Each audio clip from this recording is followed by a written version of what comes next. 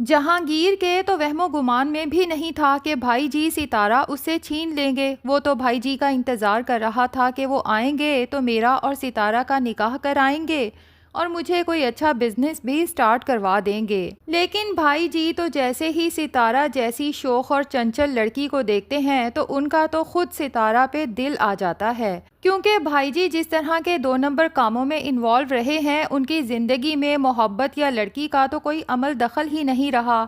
और फिर इतनी हसीन लड़की तो उन्होंने अपनी ज़िंदगी में कभी देखी ही नहीं थी।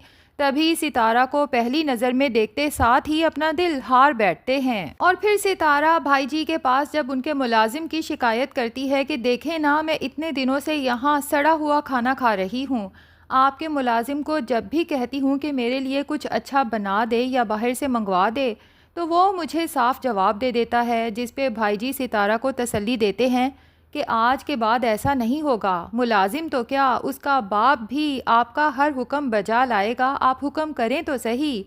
और फिर अपने मुलाजमीन से कह के लेविश किस्म का डिनर तैयार करवाते हैं, सितारा को इम्प्रेस जो करना है। सितारा और जहांगीर दोनों को ही डिनर पे बुलाया जाता है तो भाई जी सितारा को तो खुद अपने हाथों से नवाले बना बना के खिलाते हैं। और जहांगीर ये मंजर देखता है तो उसके दिल पे तो जैसे चाकू छुरियां चलने लगते हैं। सितारा तो खुद भाई जी से ऐसे फ्री होती है जैसे बरसों की जान पहचान हो, जबकि दोनों ही बस एक दूसरे से बातें करते हैं, खुशगपियाँ लगाते हैं और जहांगीर को यूं इग्नोर करते हैं जैसे वो यहाँ एग्जिस्ट ही नहीं करता। अब जहांगीर को ये सब पसंद तो नहीं आता, लेकिन कुछ कह भी नहीं सकता। जाहिर है कि भाई जी के अलावा उसका कोई ठिकाना भी नहीं। अगर भाई जी या सितारा से कुछ कहेगा तो जाएगा कहाँ, कहाँ से निकलेगा? तो पुलिस उसे फ़ौरन अरेस्ट कर लेगी, क्योंकि जो कुछ वो ज़ुबैर के घर में करके आया है उसके बाद तो पुलिस से बचना महाल है। तभी अपने दिल पे पत्थर रख के सब कुछ बर्दाश्त करने की कोशिश करता है और सितारा को अपने हाथों से जाते हुए देख रहा है। अब हालांकि भाई जी को तो अच्छे से पता है कि जहांगीर सितारा से निकाह का ख्वाहिशमंद है, इसके बावजूद सितारा के लिए एक बहुत ही खूबसूरत गोल्ड की रिंग लाते हैं ताकि उसे प्रपोज कर सकें। और जब सितारा को वो रिंग देखते हैं, सितारा की आंखें तो चमकने लगती हैं। अरे ये तो गोल्ड की लगती है।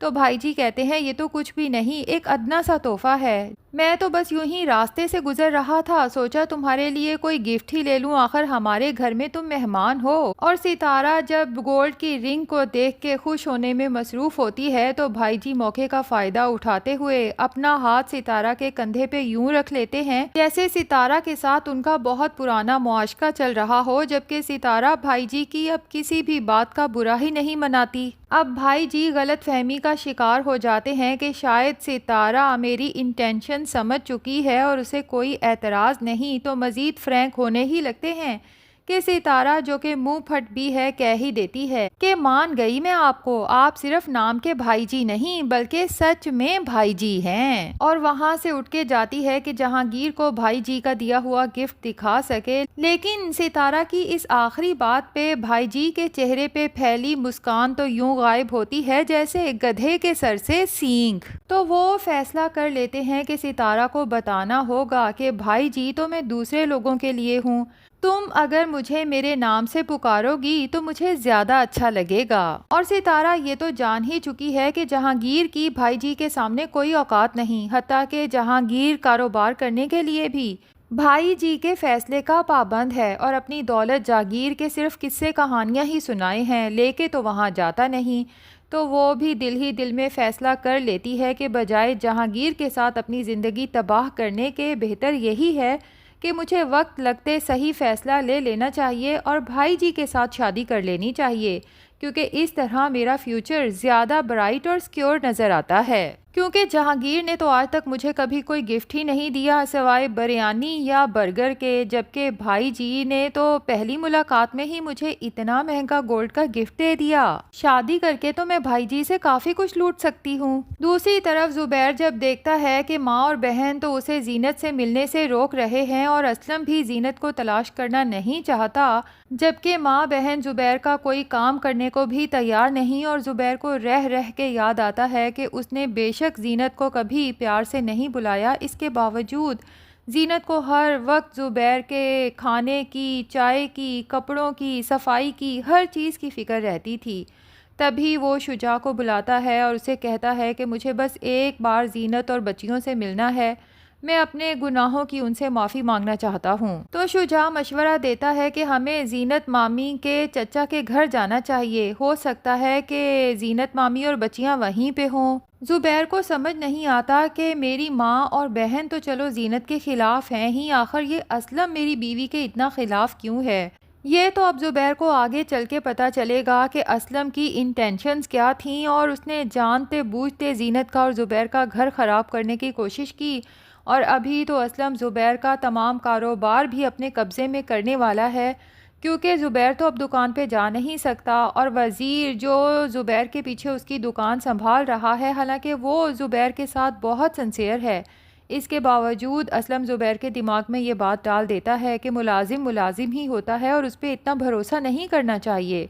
तो ज़ुबैर असलम से ही रिक्वेस्ट करता है कि जब तक मैं ठीक नहीं हो जाता तुम ही मेरी दुकान संभाल लो। और ज़ुबैर अब वज़ीर को दुकान से निकाल बाहर करने वाला है और इस पूरी दुकान पे कब्ज़ा करने वाला है, जिसके बाद तो ज़ुबैर और उसकी माँ बहनों के पास कुछ भी बाकी नहीं बचेगा। और शायद तब जाके ज़ुबैर को ये एहसास भी हो कि उसके साथ अगर कोई मुखलिस था तो सिर्फ जीनत और ज़ुबैर की अपनी बच्चियाँ, जिसके साथ ज़ुबैर ने कभी अच्छा सलूक नहीं किया, बाकी तो उसका दोस्त, उसकी माँ बहनें सभी मुनाफिक थे और सबके लिए ज़ुबैर कितनी मेहनत करता रहा और अंधा एतमाद करता रहा और जीनत और बच्चियों को ज़माने की ठोकरें निकालने के लिए घर से निकाल दिया। लेकिन ज़ुबैर को क्या पता कि जीनत को तो उसके सब्र का फल मिल चुका है और इस वक्त वो ऐसे मकाम पे पहुंच चुकी है कि उसे ज़ुबैर की या किसी के साथ की ज़रूरत नहीं। हाँ, अलबत्ता ज़ुबैर को ज़रूर जीनत और बच्चियों की ज़रूरत है। तभी वो और शुजा जब जीनत के चचा के घर पहुंचते हैं तो दरवाजे पे लगा ताला देख के इर्द गिर्द के लोगों से पूछते हैं तो पता चलता है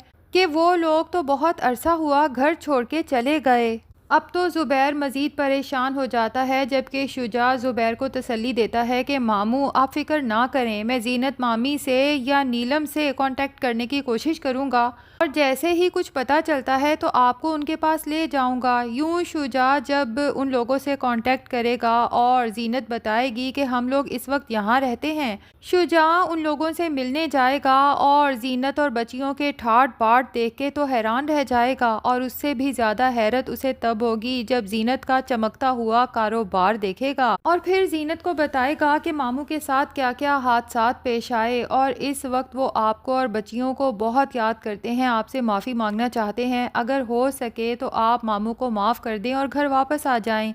जबकि जीनत कहेगी कि शुजा जिस वक्त हमें ज़ुबैर की ज़रूरत थी तब तो ज़ुबैर ने हमारे बारे में नहीं सोचा, ये भी नहीं सोचा कि मैं इन छोटी बच्चियों को लेके कहाँ जाऊँगी। हाँ, अब उस पर बुरा वक्त आया है तो उसे हमारी याद भी आ रही है और माफ़ी मांगने की ज़रूरत भी महसूस हो रही है, तो मैं ऐसे इंसान को कभी माफ़ नहीं कर सकती। शुजा जब वापस जाके ज़ुबैर और बाकी सब घर वालों को जीनत के बारे में बताएगा तो सब हक्का बक्का रह जाएंगे। ये कहाँ तो हम यहाँ जीनत से नौकरों की तरह काम लेते थे, वो भी बिला मुआवजा, और जीनत के हाथों में जायका तो था लेकिन मजाल है कि कभी किसी ने शुक्रिया अदा किया हो या तारीफ़ की हो।